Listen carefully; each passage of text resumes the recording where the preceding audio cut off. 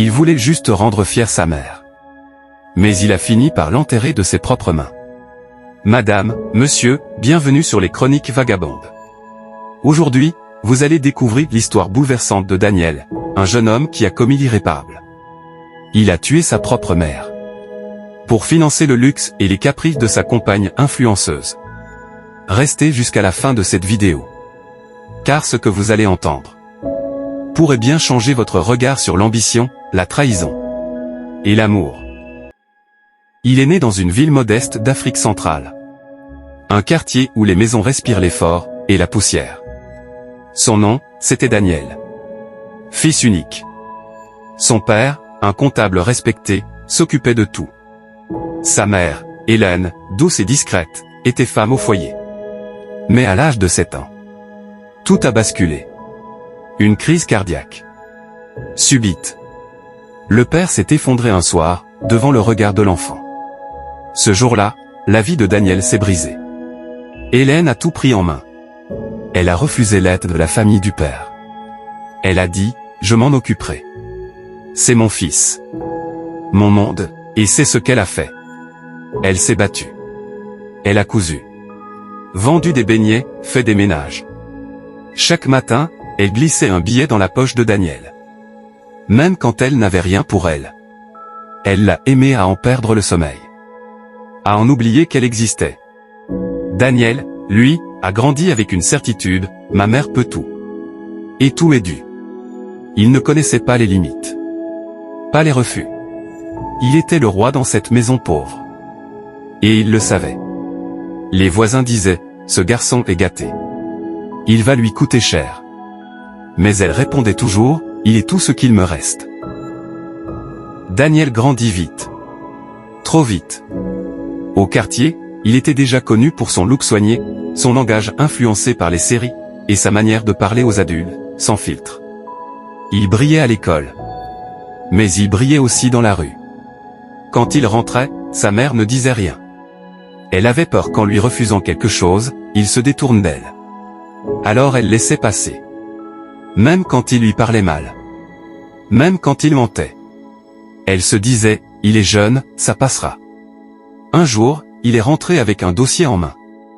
Il avait été accepté dans une université privée, à Sao Paulo, au Brésil. Hélène l'a regardé, interdite. Le dossier coûtait plus que ce qu'elle gagnait en 2 ans. Mais Daniel lui a dit, si tu ne veux pas, je reste ici. Je ne vaux rien ici. Elle n'a pas dormi cette nuit-là. Le lendemain, elle a commencé à vendre ses bijoux. Puis un petit terrain qu'ils avaient hérité du père. Ses souvenirs se sont transformés en frais de scolarité. Elle a dit, je ne veux pas que mon fils vive le même combat que moi. Le jour du départ, elle l'a serré contre elle, longtemps. Mais Daniel ne semblait pas aussi ému. Il était pressé.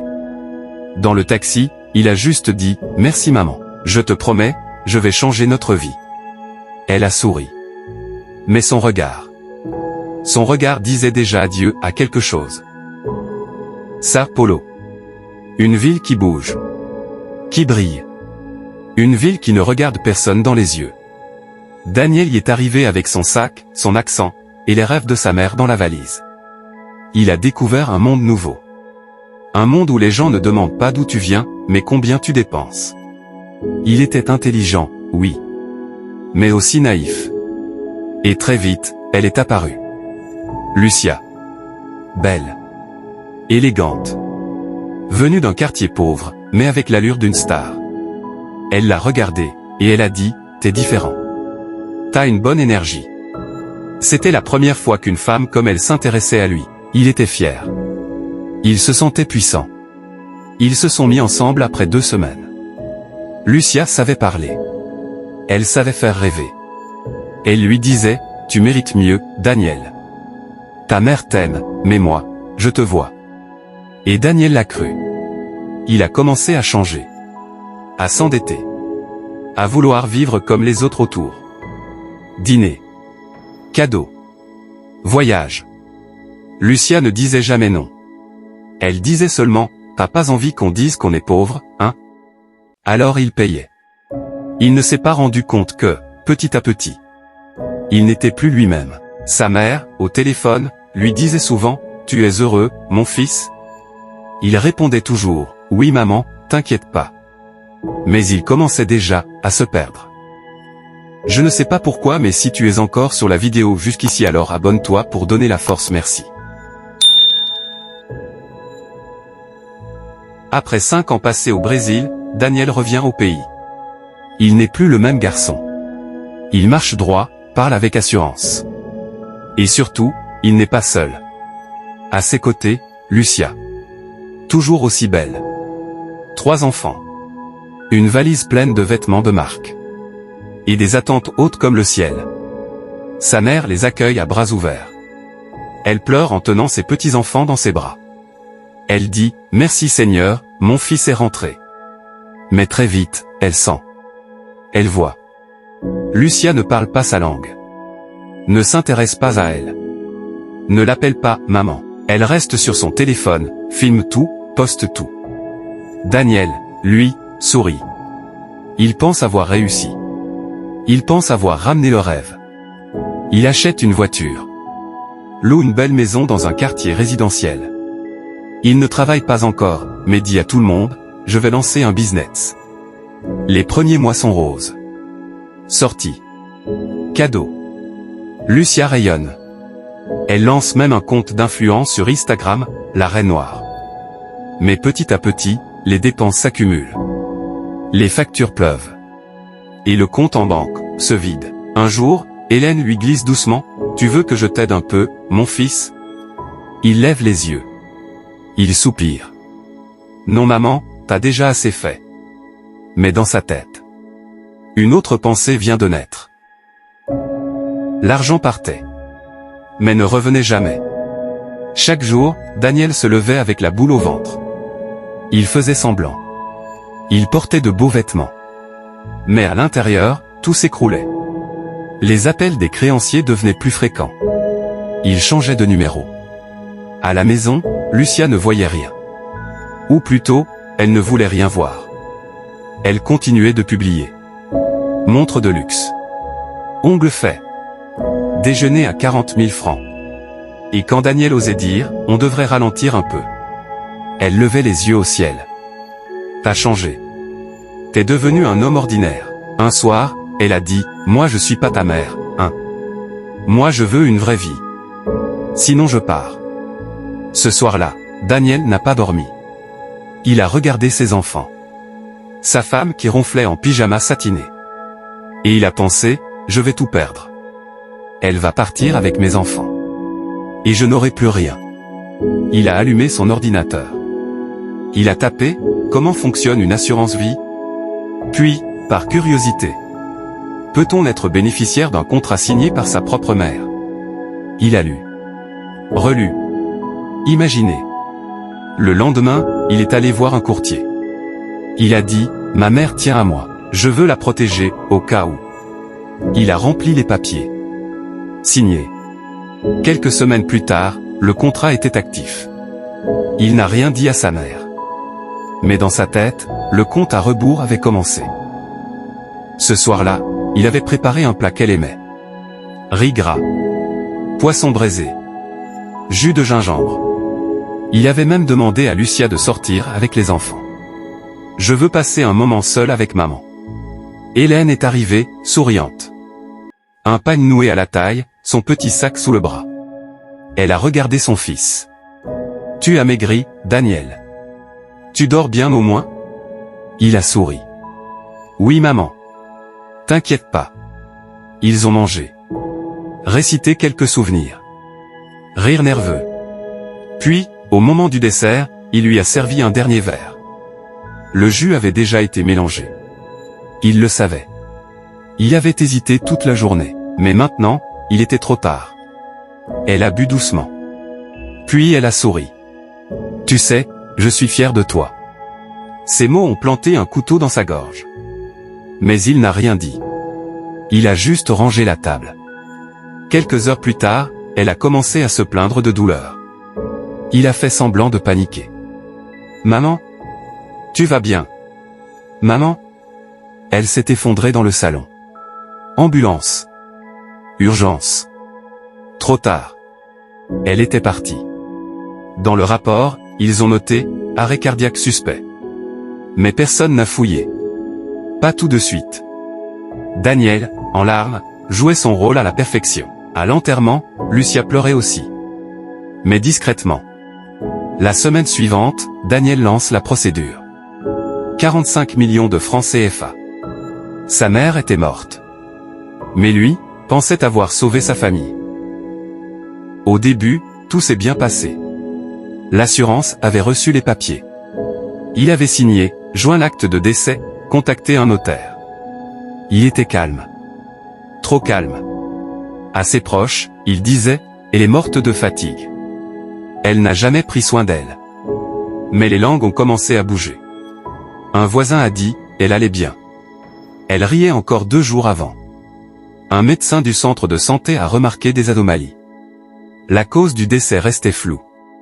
L'analyse toxicologique, jamais faite. Mais l'assurance, elle, a pris son temps.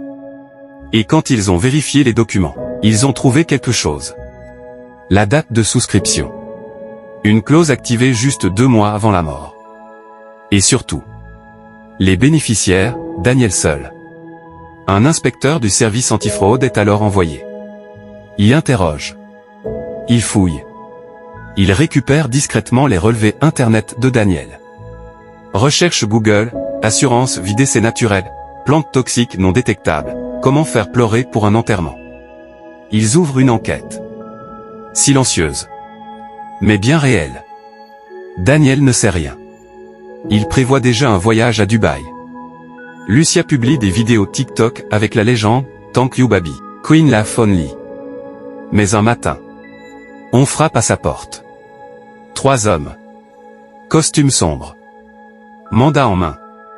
Monsieur Daniel, vous êtes en état d'arrestation pour suspicion d'homicide volontaire. La salle était pleine. Caméra. Microphone. Famille. Curieux. On parlait de lui dans les journaux. Le fils modèle devenu meurtrier pour l'argent. Il s'assoit dans le box des accusés, costume froissé, visage fermé. Il refuse de pleurer. Le juge lit les chefs d'accusation. L'avocat de la défense parle de stress, de pression, de folie passagère. Mais les preuves sont là. Les messages. Les recherches. Les incohérences. La dernière preuve est un audio extrait de son téléphone. Un enregistrement, pris sans qu'il le sache. Sa propre voix, elle a vécu sa vie, non, elle disait toujours qu'elle ferait tout pour moi. La salle retient son souffle. Lucia est appelée à la barre. Elle est méconnaissable. Maquillée, talons, robe sobre. Elle déclare, je ne savais rien. Je ne lui ai jamais rien demandé. Elle le regarde à peine. Lui baisse la tête. Le verdict tombe. Coupable. 15 ans de prison ferme. Il ne crie pas. Il ne proteste pas. Il sort, menotté. Dans la foule, personne ne l'appelle. Pas même Lucia. Le lendemain, elle supprimait toutes ses photos avec lui. La cellule est froide. Les jours passent lentement. Daniel a cessé de compter. Il dort peu. Il parle moins. Il a demandé à recevoir une seule chose, le pagne que portait sa mère, le jour de sa mort. Chaque nuit, il le garde contre lui. Parfois, il ferme les yeux. Et il l'entend encore lui dire, « Mange bien, mon fils. Tu dois grandir. » Un matin, un gardien frappe doucement à sa porte. Il entre, pose un journal sur le lit. En couverture, Lucia en robe blanche. Le titre, l'ex de l'affaire Daniel refait sa vie avec un homme d'affaires camerounais. Il reste figé. Le silence est lourd, il ne dit rien. Il déchire la page. Pas de rage. Juste, vide. Il regarde autour de lui. La cellule. Les murs. Le pagne. Et il comprend, il a tout perdu. Pas seulement la liberté. Il a perdu la seule personne qu'il aimait sincèrement. Celle qu'il a trahie. Pour une illusion. Une illusion qui, elle, a déjà tourné la page. Il ne reçoit plus de visites. Plus de lettres. Il a été oublié. L'unique photo qui reste dans sa cellule. C'est celle de lui, petit garçon, assis sur les genoux d'Hélène. Ce jour-là, elle portait cette robe rouge. Celle qu'il avait toujours trouvée vieille. Maintenant, elle lui manque. Elle, lui manque. Un dimanche, il demande un papier. Un stylo. Il écrit, « Maman, je ne mérite pas ton pardon. Mais je sais que tu me l'as déjà donné. » Il replie la feuille. La cache sous son oreiller. Puis il s'assoit. Et pour la première fois depuis longtemps, il pleure. En silence, parce que les regrets n'ont pas besoin de bruit. On peut aimer une femme, jusqu'à en oublier sa propre mère. Mais aucune femme ne remplacera jamais celle qui t'a donné la vie. Ne sacrifie jamais un amour sincère pour une illusion passagère. N'oubliez que pas nos histoires sont tirées des faits réels, ce qui fait le charme de notre chaîne en gestation. Merci d'être resté jusqu'à la fin de cette histoire, j'espère que ça vous a plu. Dites-le nous en commentaire et surtout n'oubliez pas de vous abonner, partagez l'histoire autour d'eux.